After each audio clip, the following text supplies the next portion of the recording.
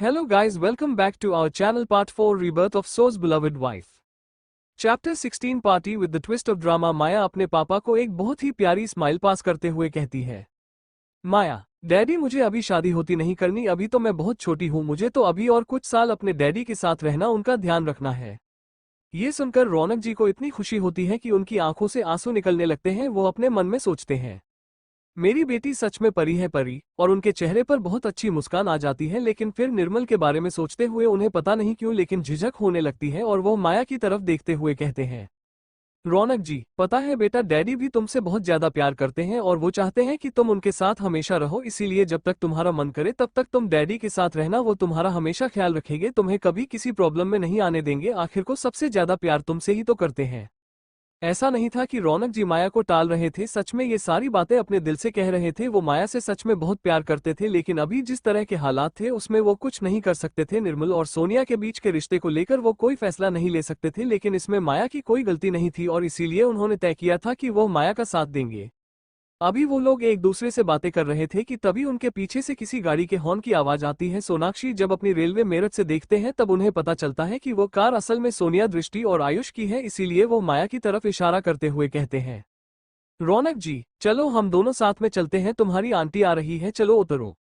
माया, ठीक है पापा, चलिए। रौनक जी और माया गाड़ी से उतरते हैं। वहीं पीछे वाली गाड़ी से एक एक करके आयुष, सोनिया और दृष्टि उतरते हैं। माया उन लोगों को देखकर आगे बढ़कर अपने पापा का हाथ पकड़ लेती है। उसे इस तरह से रौनक जी का हाथ पकड़ते देखकर ब्लू कलर की ड्रेस पहनी हुई सोनिया के चेहरे का मेकअप हवा हो जाता है। इतना गुस्सा आता है कि अपने दांत पीसते पीसते उसकी लिपस्टिक खराब हो जाती है। वो धीमी आवाज में हम अपनी मॉम माया की तरफ इशारा करते हुए कहती है, सोनिया, देखिए मॉम, जो जगह आपकी होनी चाहिए थी वो जगह उस माया ने ले ली। यह सिर्फ एक बर्थडे पार्टी नहीं है बल्कि अपर क्लास सोसाइटी में अपना इंप्रेशन और इम्पोर्टेंस दिखाने की जगह है, और आपकी जगह इस तरह से लेकर माया ये काम बहुत अच्छे से कर रही है। दृष्टि जी सोनिया की बात सुनती हैं और उनके चेहरे पर एक एटीट्यूड भरी मुस्कान आ जाती है और वह कहती हैं, दृष्टि, थोड़े दिनों से भी अपना रूप दिखा लेने दो। वैसे तो दृष्टि से दिखा रहे थे जैसे उसे इन सब चीजों से कोई फर्क नहीं पड़ता, लेकिन इस समय उसने अपनी मुट्ठी को इतनी कस के बांध रखा था कि उसके नाखून उसकी खुद की हथेली में गड़ रहे थे। आयुष भी अपनी माँ और बहन की तरह माया को गंवार कहते हुए कहता है, आयुष, मम्मा बिल्कुल सही कह रही है दीदी, सिर्फ कुछ दिनों की बात है, उसके बाद हम लोग इस जंगली को उस जगह से हमेशा के लिए हटा देंगे। दृष्टि अपने बेटे की बात सुनकर अपनी मुट्ठी को खोल देती है। उनके हाथ में उनके नाखूनों के गड़े हुए निशान रहते हैं, लेकिन फिर उन्हें कुछ याद आता है तो अपने बेटे के सर को प्यार से सहलाते हुए कहती है, दृष्टि, वो सब तो अपनी जगह है आयुष, लेकिन इस जगह पर तुम्हें अपने आप को काबू में करना पड़ेगा। तुम किसी भी हालत में उस लड़की को कुछ नहीं कहोगे क्योंकि तुम घर के सबसे छोटे मेंबर हो, इसलिए तुम्हें दिखाना पड़ेगा कि तुम सब ठीक इतनी रिस्पेक्ट करते हो। गुस्से में आकर कोई भी गलत फैसला मत कर लेना, नहीं तो तुम्हारे दादाजी और पापा अगर गुस्सा हो गए तो मैं तुम्हें नहीं बचा पाऊंगी।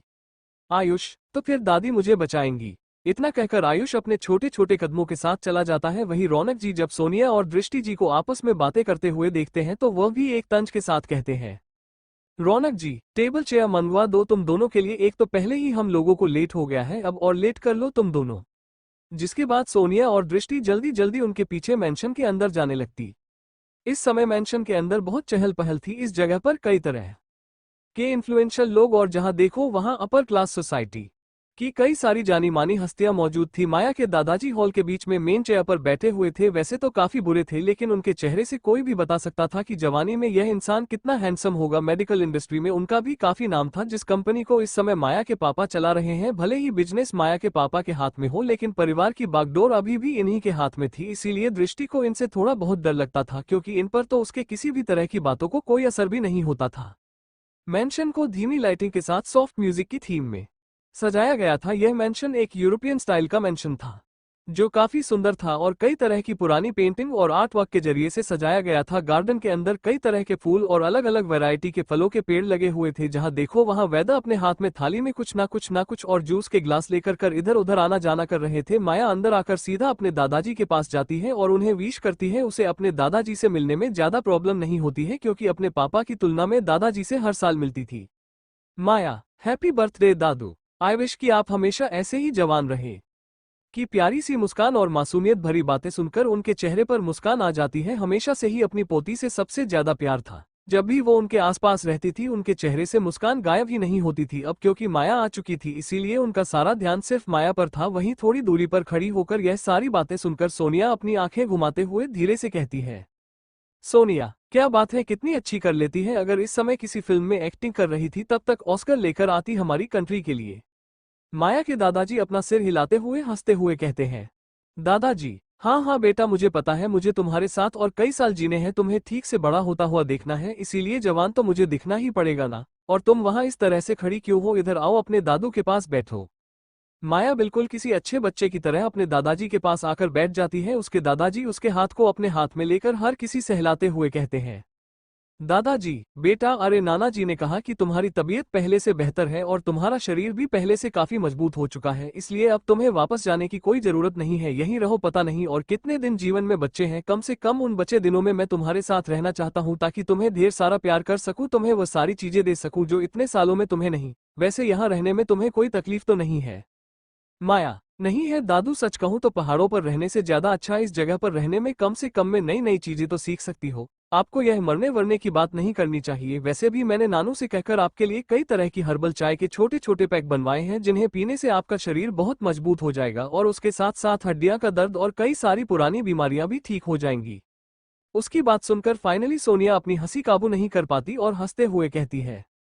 सोनिया, माया, चाय की पत्ती से दादाजी की तबीयत ठीक होगी, हड्डियां मजबूत होंगी और उनकी पुरानी सालों पहले की बीमारियां ठीक होंगी। तुमने दादाजी को क्या समझ के रखा है कि तुम जो चाहो वो खिलाओ, जो चाहो वो करो। अगर तुम्हें कुछ नहीं पता है तो तुम्हें वो चीज ही नहीं करनी चाहिए। जब तुम्हें मेडिसिन, दवाएं या मेडिकल की पढ़ाई के बारे में कुछ नहीं पता तो तुम्हें अपने मन से दादाजी को कोई भी जंगली घास फूस उठाकर नहीं खिला देनी चाहिए।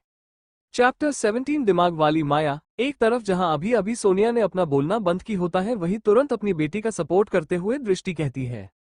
दृष्टि, हाँ हाँ बेटा, तुम्हें इस तरह से किसी भी तरह की कोई भी चीज उठाकर अपने दादाजी को लाकर नहीं देनी चाहिए, खाने के लिए तो बिल्कुल भी नहीं देनी चाहिए। तुम्हें पता है अभी 2 साल पहले ही तुम्हारे दादाजी की तबीयत इतनी खराब हुई थी, वह तो किसी तरह से बीते 2 साल में तबीयत थोड़ी सी सुधरी है। तुम्हारी बहन ने इसमें काफी मदद की, उसे कई तरह की हर्बल मेडिसिन लाकर तुम्हारे दादाजी को, इसीलिए तुम्हें अपनी बहन की मेहनत पर पानी नहीं फेरना चाहिए। और फिर इन सबसे ज्यादा इम्पोर्टेंट तुम्हारे दादाजी की तबीयत है।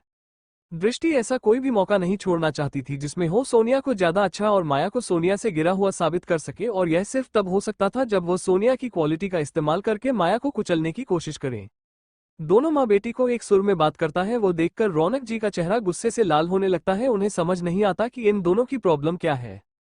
वही माया के दादाजी तो उन दोनों का इस तरह से माया के खिलाफ टीम बनाना एकदम अच्छा नहीं लग रहा था, इसीलिए बहुत सख्त आवाज में थोड़े गुस्से के साथ कहते हैं।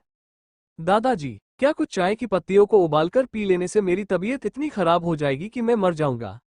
वैसे तो माया के दादाजी कुछ जल्दी गुस्सा नहीं आता था और वो सोनिया और दृष्टि जी से काफी अच्छे से बात करते थे, लेकिन आज उन्हें अचानक से गुस्से में देखकर उन दोनों को समझ नहीं आ रहा था कि आखिर उन्होंने ऐसा क्या गलत कह दिया। जो सच है उन्होंने वही तो कहा है। सोनिया तुरंत अपने चेहरे पर इसको लाइट सी स्माइल के साथ सिर को हम हिलाते हुए कहती है। सोनिया, बिल्कुल दादाजी, कुछ ऐसी जड़ी बूटियां होती हैं जिन्हें इस तरह से खा पी लेने से इंसान की तबीयत खराब हो जाती। और फिर माया को क्या पता, वो तो अभी 2 ही दिन पहले वापस आई है। दवाइयों और जड़ी बूटियों के बारे में कुछ कहाँ पता होगा, इसलिए आपको ऐसा कुछ भी नहीं खाना पीना चाहिए। अगर आपको कुछ हो गया तो हम लोग क्या करेंगे?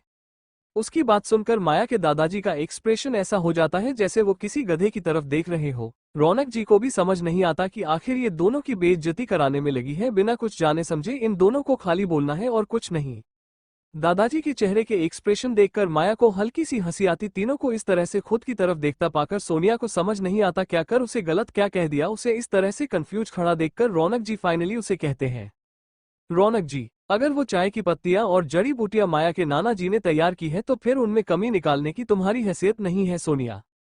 क्योंकि भले ही बाहरी लोगों को ना पता हो, लेकिन जो मेडिकल इंडस्ट्री की टॉप पोस्ट पर बैठे हैं तूने बहुत अच्छे से पता है कि माया के नाना जी एक बहुत बड़े डॉक्टर और साइंटिस्ट है, और आज तक उनकी बनाई गई दवाएं या उनकी चुनी गई जड़ी बूटियों में किसी भी तरह की कोई खोट नहीं निकाल पाया है। और आज तक उन्होंने जितनी भी सर्जरीज की है सारी सक्सेसफुल रही है। इसीलिए 2 साल की ट्रेनिंग लेने वाली एक ट्रेनी डॉक्टर जिसने मुश्किल से 20-25 पेशेंट लोगों को देखा होगा, उस डॉक्टर सोनिया की माया के नाना जी को कुछ भी कहने की औकात नहीं है। फिर चाहे वो लाभ नंबर 12 की मेंबर ही क्यों ना हो, कि एक बार तो लाभ नंबर 12 के हेड साइंटिस्ट डॉक्टर को भी माया के नाना जी के आगे सर झुकाना ही पड़ेगा।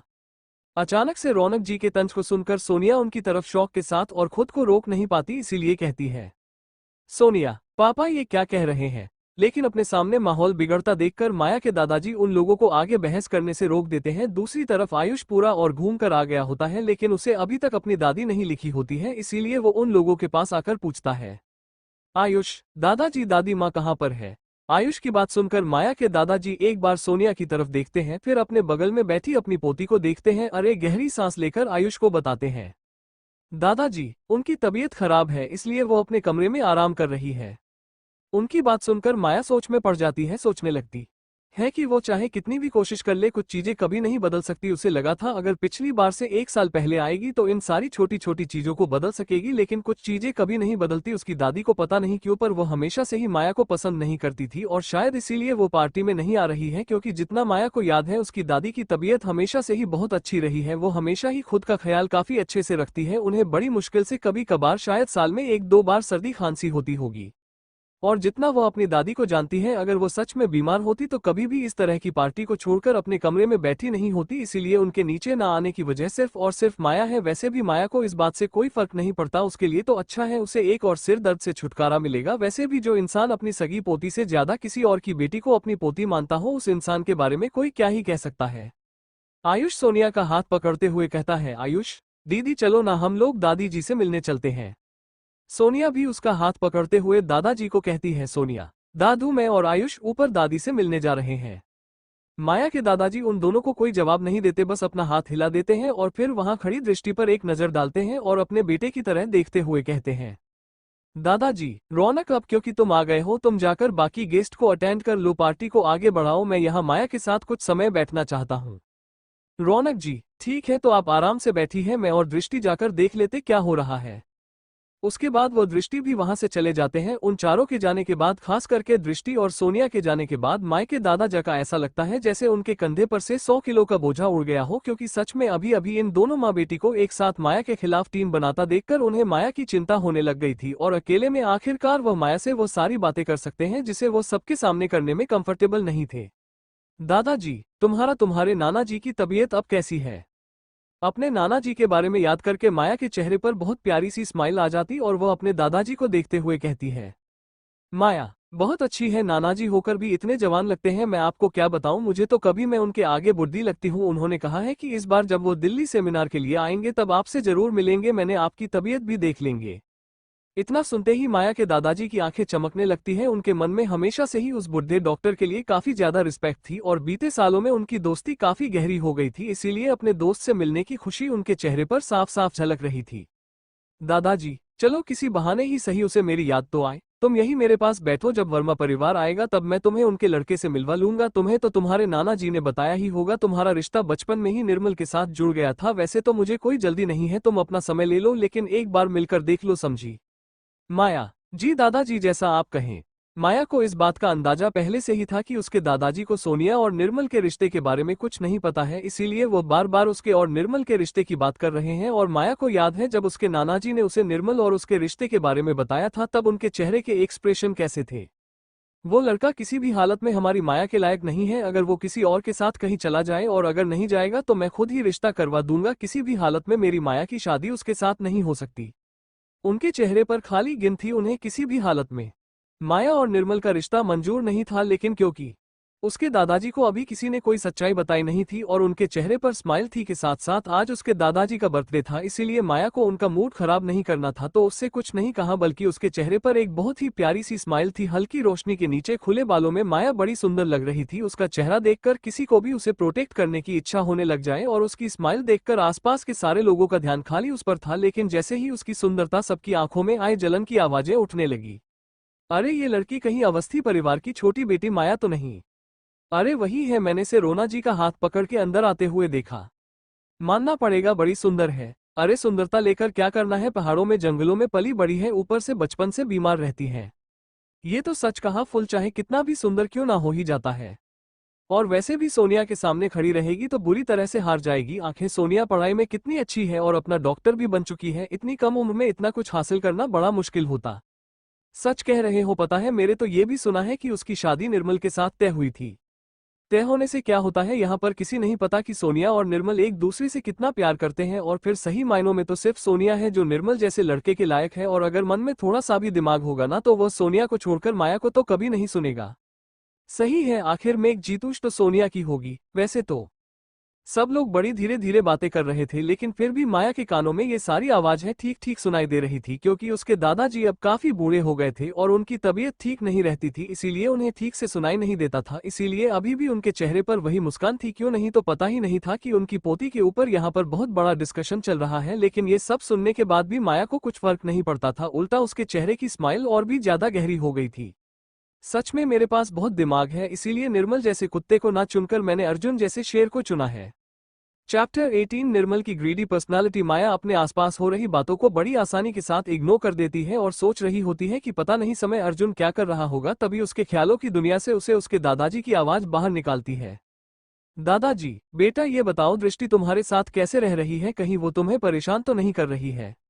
माया, ठीक है सब कुछ दादाजी। दादाजी, अच्छा है, क्योंकि आज जिस तरह से वो अपनी बेटी की तरफ से बोलकर तुम्हें नीचा दिखा रही थी मुझे अच्छा नहीं लगा। लेकिन अगर ऐसे ठीक से रहती है तो ठीक है, पर अगर कभी भी उसने तुम्हें परेशान करने की कोशिश की तो सीधा आकर मुझे बताना, मैं उन दोनों माँ बेटी को एकदम सीधा कर दूंगा। उनकी आवाज में गुस्सा और प्यार दोनों साफ साफ झलक रहा था। गुस्सा इन दोनों माँ बेटी के लिए और प्यार माया के लिए, जिसे सुनकर माया को ऐसा लगा जैसे उसके मुंह में अचानक से शहद आ गया हूँ। सच में जब किसी से आपको प्यार मिलता है या कोई आपके सपोर्ट के लिए खड़ा रहता है ना, तब ऐसा लगता है जैसे आपके मुंह में चाशनी का स्वाद आ गया। माया मुस्कुराते हुए अपना सिर हिलाती है। माया, लेकिन दादाजी आपको भी अपना ध्यान रखना होगा और पानी वाली जगहों से दूर रहना होगा। मैं नहीं चाहती कि आपको कोई चोट पहुंचे, उसे अच्छे से आ जाए। पिछले जन्म में उसके दादाजी पता नहीं कैसे लेकिन एक पानी के गड्ढे में गिर गए थे, जिसके बाद उनकी तबीयत इतनी खराब हो गई थी कि बस अगर थोड़ी सी भी दे रही हो जाती तो उनकी मौत हो जाती। इसीलिए इस बार उसने पहले अपने दादाजी को बता दिया, लेकिन उसे पता है अगर वो इस तरह से बोलेगी तो उसके दादाजी मानेंगे नहीं। इसीलिए वो फिर से बोलते हुए कहती है, माया, वो क्या है ना, यहाँ आने से पहले मैंने नानी को का भविष्य देखने को कहा था और उन्होंने मुझे बताया कि आपकी और पानी की अभी कुछ समय तक दुश्मनी चलेंगी, इसीलिए आप आने वाली जगहों से दूर रहिएगा। अभी वो तुम्हें बात ही कर रहे थे कि तभी उनके कानों में किसी की आवाज पड़ती है। भैया आपने सुना, आज भी कुछ ऐसे लोग हैं जो इन सब अंधविश्वास में यकीन रखते हैं। हाउ फनी एंड रेडिकुल्स, मतलब कितनी पिछड़ी सोच होगी ऐसे लोगों की है। यह आवाज कुछ ज्यादा ही जाने पहचाने माया को महसूस हो रही थी और कुछ हद तक उसे पता चल गया था कि कौन आया है। जब वो पीछे घूमकर देखती है तो उनके सामने से एक लड़का और लड़की आ रहे होते हैं। लड़की की उम्र 20 से 25 साल के बीच की होती है और लड़की यही 20 से 22-23 साल की उम्र तक की होती है। लड़के ने ब्लू कलर का टक्सीडो पहना होता है जो कि उसके गठिले बदन पर बड़ा अच्छा लग रहा होता है। उसके चेहरे से एलिगेंस साफ झलक रही थी। कोई भी लड़की ऐसे शक्ल की कायल हो जाए, इतना हैंडसम चेहरा, लेकिन फिर भी अर्जुन के कंपैरिजन में ये चेहरा भी किसी टक्कर में था ही नहीं। लड़की ने एक लाइट ब्लू कलर का गाउन पहना हुआ था, उसके गले में एक रूबी का नेकलेस था, उसके बाल एक सुंदर से बन बंधे हुए थे और वो सुंदर लग रही थी। और माया इन दोनों को एक ही जगह को पहचान गई। लड़का और कोई नहीं बल्कि निर्मल वर्मा और वो लड़की उसकी बहन सानिया वर्मा है। इन दोनों का आता देखकर माया के दादाजी उन दोनों को अपने पास बुलाते हैं और सानिया ने जो कमेंट पास किया था उसे इग्नोर कर देते हैं। वो नहीं चाहते थे कि बेकार की बातों में इन लोगों के बीच लड़ाई हो। इन लोगों को देखकर माया को कोई हैरानी नहीं होती, लेकिन पता नहीं क्यों निर्मल को जब भी वो देखती है ना, उसका मन की मुंह से एक पंच मार के सारे दांत तोड़ देना का करता है। निर्मल और सानिया आगे आकर माया के दादाजी को हाथ जोड़कर नमस्ते करते हैं और उसके बाद बर्थडे विश करते हैं और उनके बगल में बैठी हुई लड़की को दोनों जन इग्नोर कर देते हैं। हालांकि उन दोनों की यह बात अच्छी नहीं लगती, लेकिन फिर भी उन्हें पता था कि उन्होंने अभी तक माया को इन दोनों से मिलाया नहीं था। इसीलिए माया के दादाजी उन दोनों को बैठने के लिए कहते हैं। दादाजी, अरे तुम दोनों खड़े बैठो, मैं तुम दोनों को किसी से मिलाता हूँ। निर्मल और सानिया को पता था दादाजी किस तरफ इशारा कर रहे हैं, लेकिन वो दोनों फिर भी अनजान बनते हुए दादाजी के पास में बैठ जाते हैं, जिसके बाद दादाजी माया का हाथ अपने हाथ में लेकर कहते हैं, दादाजी इससे मिलो, यह मेरी प्यारी पोती माया। फाइनली इंट्रोडक्शन होने के बाद माया की तरफ देखकर अपना सिर हिला देता है। उसके चेहरे पर कोई बदलाव नहीं आता, मानो वो उस इंसान से नहीं मिला जिसके साथ उसकी शादी फिक्स हुई है, बल्कि किसी लोकल गेस्ट से मिल रहा है।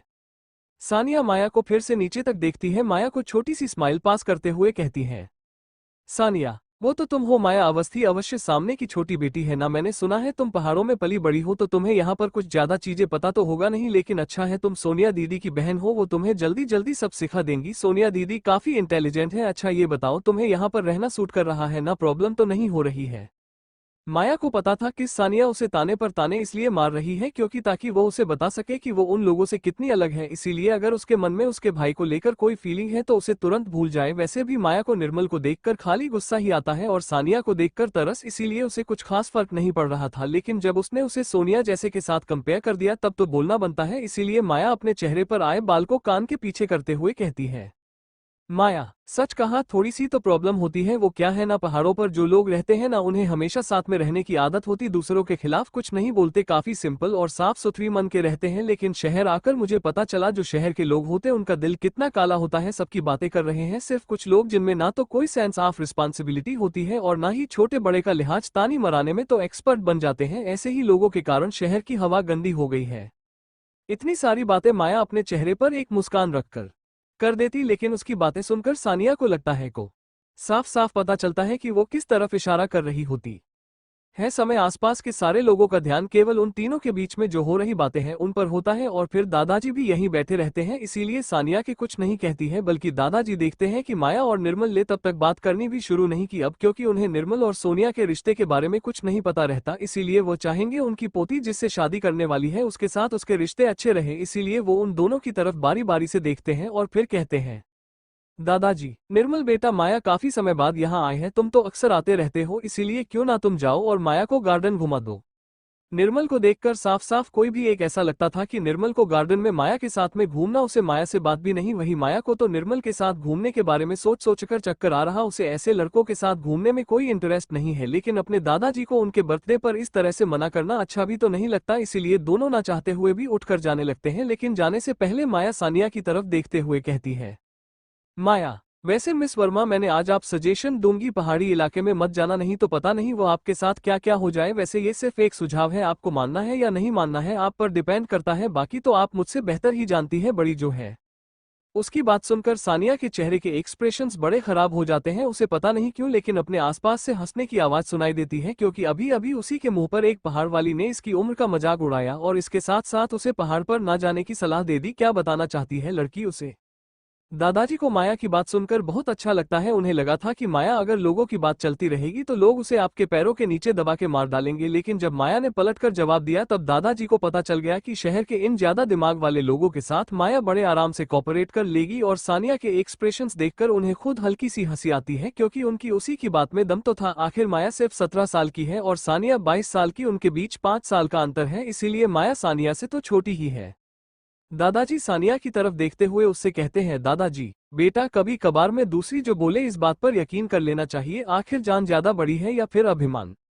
सानिया, दादाजी ऐसी बात है ना कि मैं शहर में पली बड़ी पढ़ी लिखी समझदार लड़कियां, इन सब अंधविश्वासों पर मुझे यकीन नहीं है, ये सारी चीजें खाली लोगों को ठगने के लिए होती है। माया पहाड़ों पर रही है ना, इसीलिए ऐसी चीजों के बारे में उसे पता नहीं है, लेकिन मुझे इन सब चीजों के बारे में बहुत अच्छे से पता है। अच्छा, अब मैं चलती हूँ, मुझे सोनिया दीदी से मिलना है। सानिया मन में, और जाकर उन्हें बताना है कि किस तरह से माया ने भैया को अपनी बातों में उलझाकर गार्डन में घूमने पर मजबूर कर दिया। उसे ज्यादा देखकर दादाजी सिर्फ अपना सिर हिलाते हैं, सोचते हैं, तुम्हें यकीन करना है नहीं करना है तुम्हारा अपना फैसला है, मेरा क्या, मैं तो अपनी पोती पर पूरा यकीन करता हूँ, और अगर उसने कह दिया है जब मैं पानी वाली जगह पर बिल्कुल नहीं जाने वाला। माया और निर्मल दोनों साथ साथ गार्डन की तरफ बढ़ रहे होते हैं, लेकिन दोनों में से कोई भी एक दूसरे की तरफ नहीं देख रहा होता। माया का दिमाग बस इसी ख्याल में रहता है कि किसी तरह से इस जगह से भाग जाए, क्योंकि उससे इस निर्मल के साथ एक सेकंड भी नहीं रहना है। वहीं निर्मल का ध्यान इस बात पर रहता है कि कहीं सोनिया ने गलत ना समझ ले उन दोनों को इस तरह से साथ में गार्डन जाते हुए। कई लोगों ने देखा, जिनमें से 2 जोड़ी आंखें दृष्टि की भी थी, जो कि रौनक जी की बहन पार्वती के साथ बातें कर रही थी। पार्वती जी जब माया और निर्मल को साथ में देखती है तो अपने क्लास में मौजूद जूस को घुमाते हुए कहती है, पार्वती भाभी, आप देख रही है ना निर्मल और माया को। पार्वती जी मन में, सच में अच्छा खासा एंटरटेनमेंट हो रहा है। दृष्टि से खाली एक उड़ती उड़ती से नजर उन दोनों के ऊपर डालती है और फिर आराम से अपना जूस पीने लगती है। उन्हें इस बात की कोई चिंता नहीं रहती कि निर्मल और माया के बीच में क्या होगा, क्योंकि मैंने बहुत अच्छे से पता है निर्मल की पर्सनैलिटी के बारे में। निर्मल खाली अपना फायदा देखता है, और अगर ऐसी बात है तो कोई भी उसकी बेटी जैसी कमाल की पर्सनैलिटी को छोड़कर ऐसी पहाड़ों में पली बड़ी जंगली गवार को क्यों दिखेगा। हाँ, सिर्फ तब तक जब तक उसका दिमाग नहीं खराब होगा। आखिर उसकी बेटी इतनी आउटस्टैंडिंग है कि निर्मल को ना चाहते हुए भी उसी से शादी करनी पड़ेगी।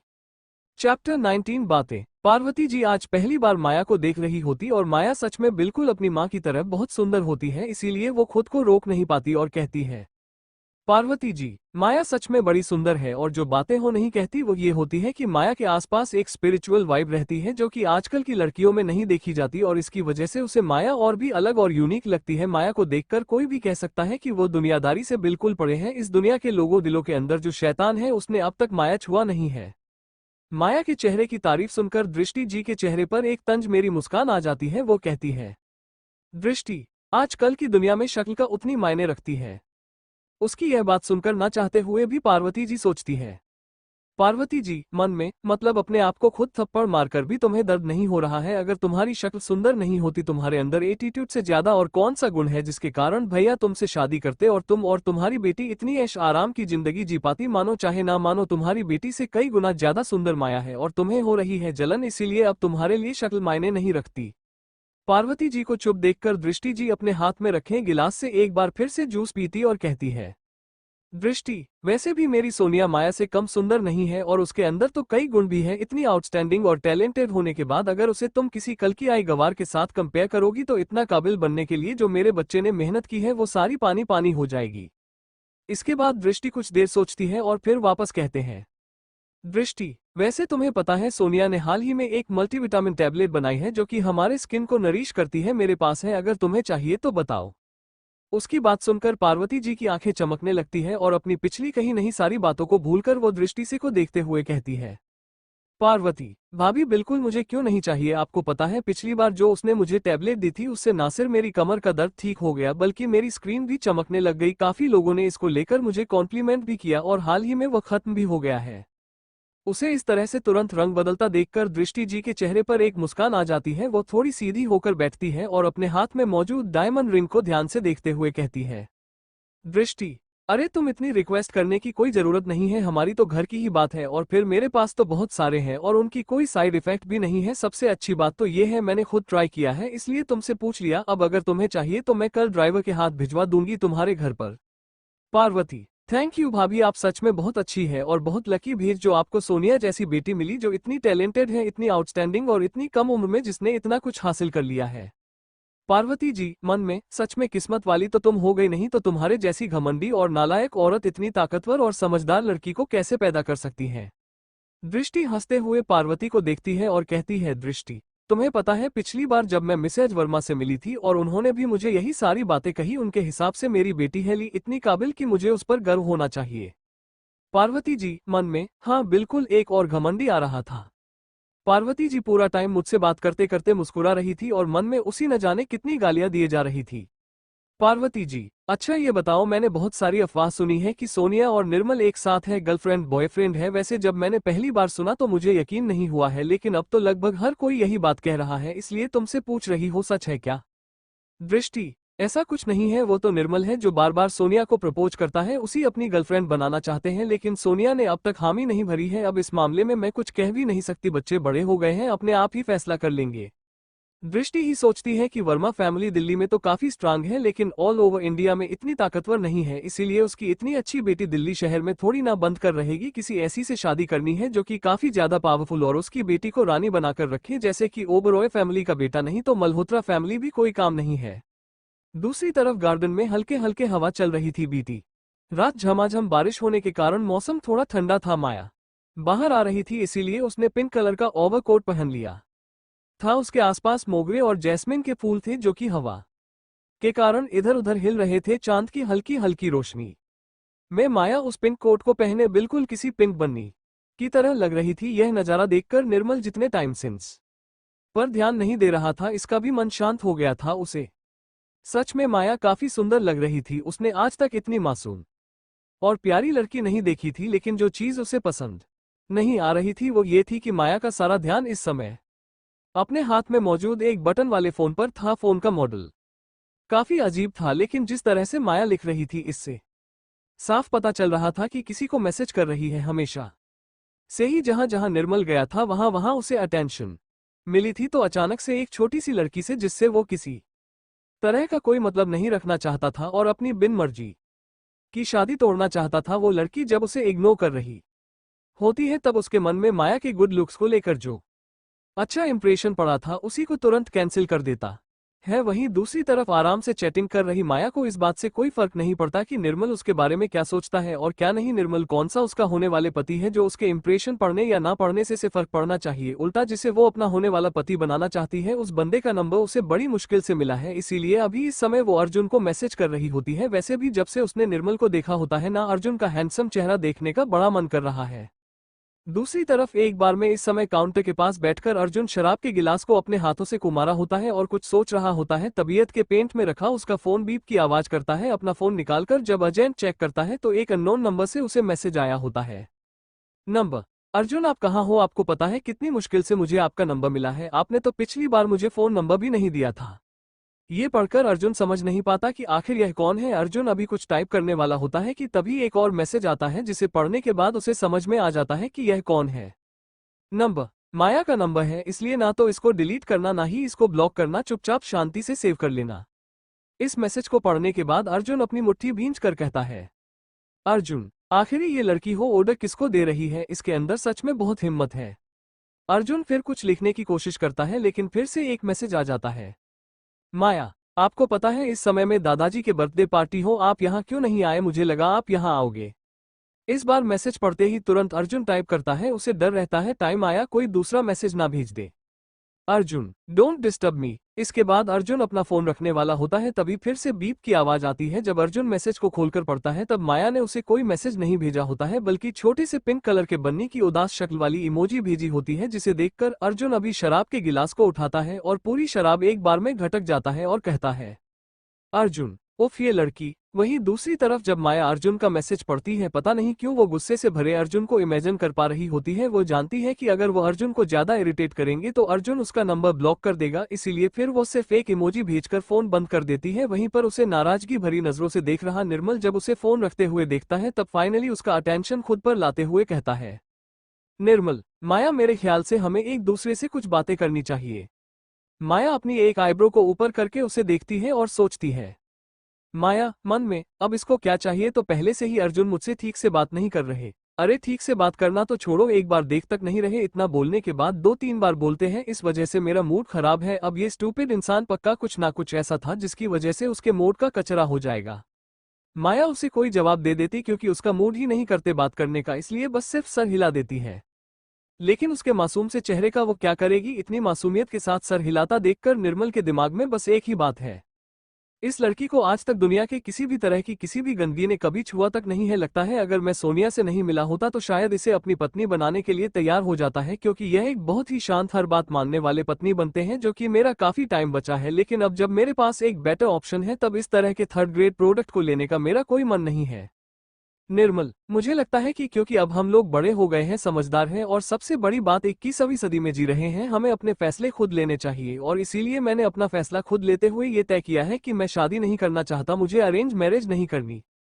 उसकी बात सुनकर माया भी सोचती है, पहली बार इस इंसान ने सही बात की है, मुझे भी अरेंज मैरिज नहीं करनी, मुझे तो लव मैरिज करनी है, वो भी अर्जुन के साथ।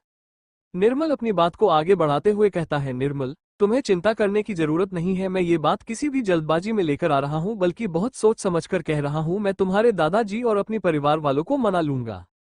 निर्मल की बात सुनकर फाइनली माया लंबी सांस छोड़ते हुए भगवान का शुक्र मनाते हुए सोचती है, हे भगवान आज तो सच में आपने बचा लिया, ये गधा पहली बार 2 जिंदगी में मेरे किसी काम आया है। मैंने सबसे ज्यादा टेंशन मुझे दादाजी का था, भले ही दादाजी मुझसे कितना भी प्यार कर ले, लेकिन अगर एक बार किसी बात की जिद पकड़ लेते हैं तो उन्हें मनाना बड़ा मुश्किल हो जाता। इसीलिए वो निर्मल की बात का जवाब देते हुए अपना सर हाँ में हिला देती है। जब निर्माण उसे हर बात मानते हुए देखता है तब उसे लगता है कि माया का अपना कोई ओपिनियन ही नहीं है और उसके पर्सनैलिटी बहुत कमजोर है। इसीलिए वो सोचता है कि वो चाहे कुछ भी कर ले लेकिन ऐसी कमजोर पर्सनैलिटी वाले लड़की से प्यार नहीं कर सकता। वैसे उसे लगा था कि शादी टूटने वाली बात छोड़ गई, माया फूट फूट कर रोने लगेगी, लेकिन वैसा कुछ नहीं है। माया के चेहरे पर उसकी वही एवरग्रीन स्माइल थी, मानो वो शादी टूटने की बात से खुश हो रही है। वैसे तुम्हें को देखकर लगता था कि मैं बिल्कुल किसी क्राई बेबी की तरह बहुत जल्दी रोने वाली लड़की है, लेकिन यहाँ तो बिल्कुल उल्टा ही हो रहा था। इसीलिए इरिटेट होकर गुस्से में निर्मल कहता है, निर्मल और मैं चाहता हूँ कि इन सब के बाद तुम मुझे फिर कभी परेशान न करो। उसे लगता है कि अब माया कुछ कहेगी उसे रोकेगी, लेकिन ऐसा कुछ नहीं होता, उल्टा उसे माया की हंसी की आवाज सुनाई देती है। और जब वो माया को देखता है तब माया हंसते हुए कहती है, माया तुम्हें सच में लगता है कि मैं तुमसे शादी करना चाहती हूँ? मैं तुमसे शादी नहीं करना चाहती हूँ, मेरी उम्र ना तो शादी करना और ना ही बच्चे पालना, घर संभालना।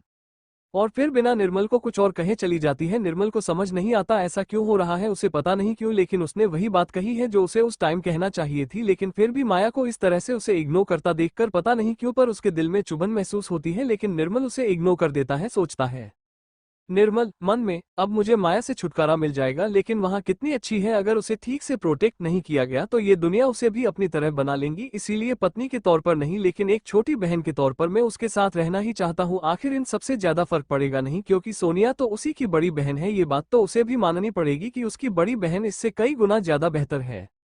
Chapter 20 crystal flower. माया वापस पार्टी में जाते जाते सोचती है, माया मन में, यहाँ पर रहोगी तो निर्मल को देख देख कर मेरा मूड खराब ही रहेगा, इसीलिए जल्दी से घर चली जाती हूँ। वैसे भी कल सोई नहीं थी, जाकर आराम से सो जाऊंगी और क्या पता किस्मत खुल जाए और अर्जुन दिख जाए, यही ठीक रहेगा। घर जाना ही अच्छा ऑप्शन है, लेकिन सबसे पहले दादाजी को गिफ्ट दे देती हूँ, उसके बाद उनसे परमिशन लेके चली जाऊंगी।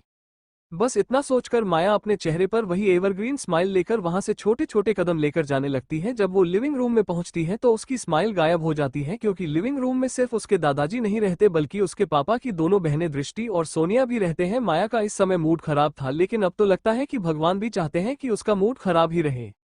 सोनिया का ध्यान उसकी माँ और बुआ की बातों में नहीं था, उसका सारा ध्यान सिर्फ गार्डन में लगा हुआ था। हालांकि उसे पता था कि निर्मल किसी भी हालत में माया को पसंद नहीं कर सकता, क्योंकि माया उसके लायक नहीं है, लेकिन फिर भी निर्मल सिर्फ उसका है और उसे और किसी के साथ रहने का कोई हक नहीं है, खास करके तब जब वो लड़की माया हो। वैसे भी जब भी हो माया को कुछ बोलना चाहती है, उसके पापा माया के प्रोटेक्टर बनकर आ जाते हैं, और आज तो दादाजी ने भी उसे खरी खोटी सुना दी। इतने फेलियर्स का सामना तो उसने अपनी पूरी लाइफ में नहीं किया जितना माया के आने से कर लिया।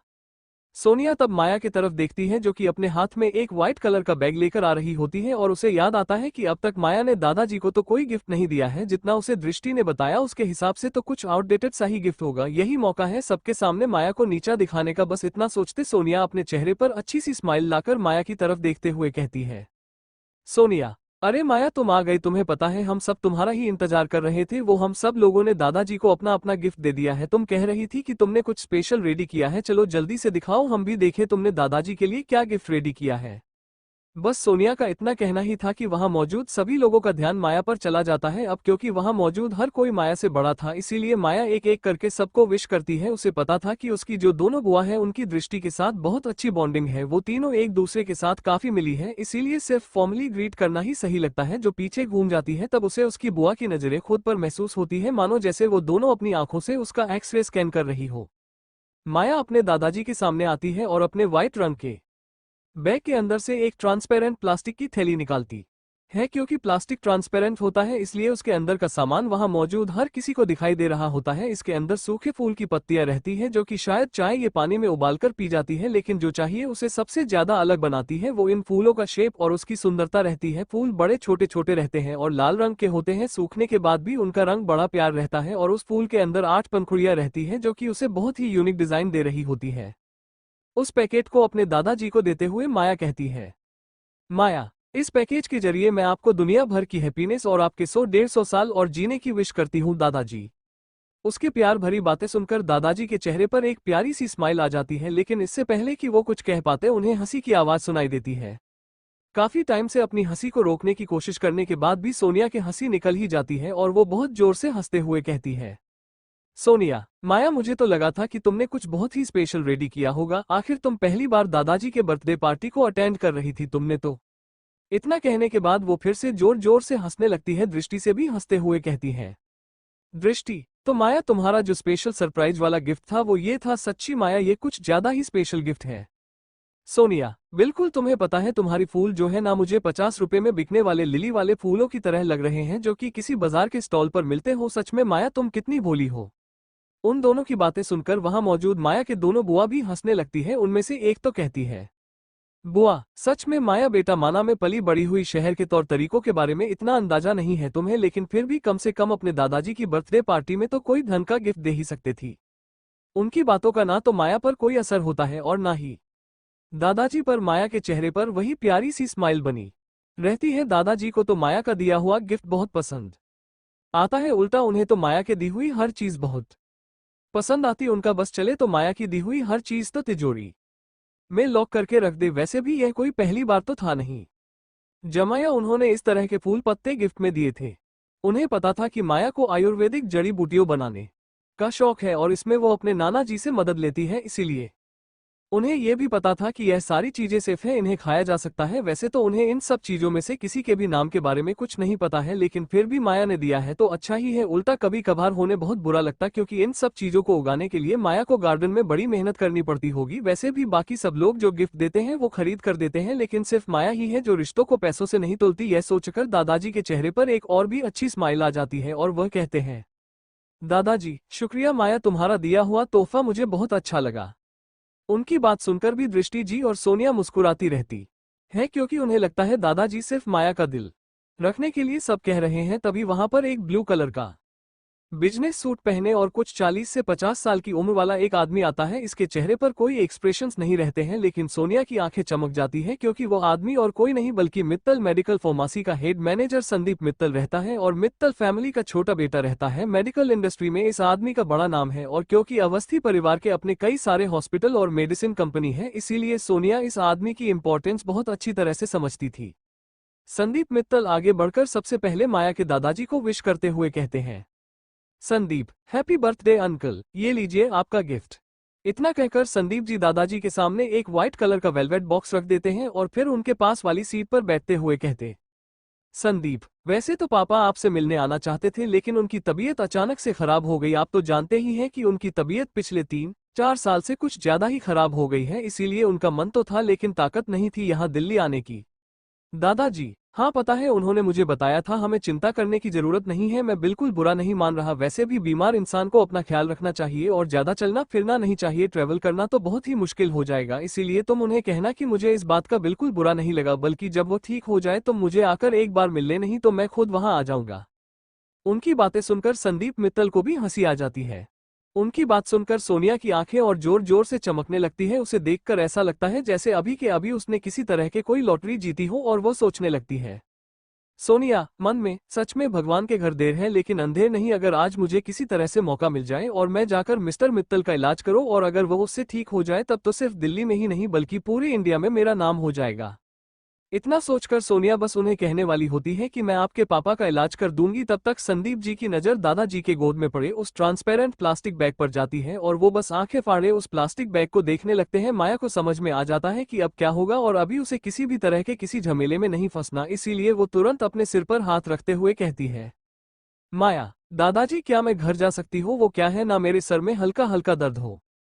उसकी बात सुनकर दादाजी चिंता में आ जाते हैं। उन्हें पता रहता है कि माया का शरीर काफी कमजोर है और उसकी तबीयत हमेशा से ही खराब रहती है, इसीलिए वो उसे रोकने की कोई कोशिश नहीं करते और अपना हाथ हिलाते हुए कहते हैं, दादाजी बिल्कुल बेटा, तुम घर जाकर आराम करो, लेकिन पहले अपने पापा से मिल लो और उसके बाद ड्राइवर से कहना वो तुम्हें ले जाकर घर छोड़ देगा।